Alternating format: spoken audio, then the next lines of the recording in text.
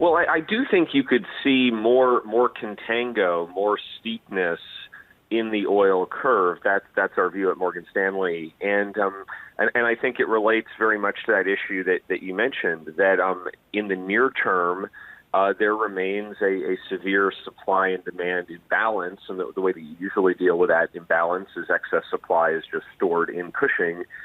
But those tanks are getting quite full, and so I think there is an increasing risk that you get to the top of those tanks, and that poses downside risk to short-dated oil prices.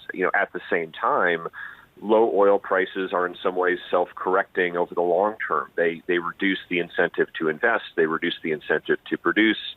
Longer-term demand should also recover. And so, I think prices we think could be higher in the long run. We think WTI could be around $40 a barrel, kind of as an average price next year. So, lower prices today, higher prices next year is very much the way we're thinking about how that futures curve should look.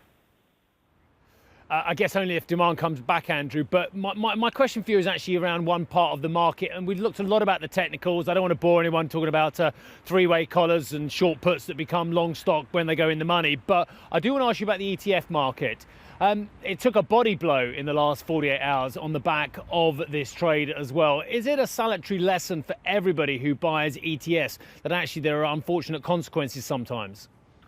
Well, to me, I think the most interesting aspect here is that I think it's very important to be clear about what a specific instrument actually does.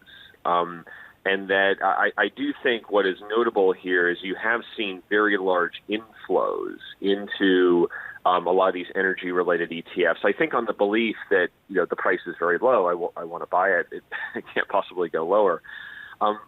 But the way that some of them actually operate is that they will automatically roll up the futures curve, up the futures price, and that means that you actually end up kind of selling at the current low price and buying at a higher future price. So I do think I think the biggest lesson here is not some.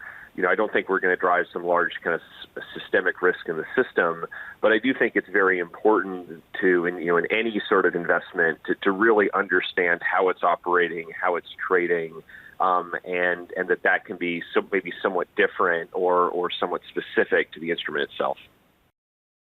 Hi, I'm Joanna Bersecci, and thank you for watching. You can check out more of our videos by clicking on the boxes on the screen. And don't forget to subscribe to our channel for more from CNBC International. Thank you for watching.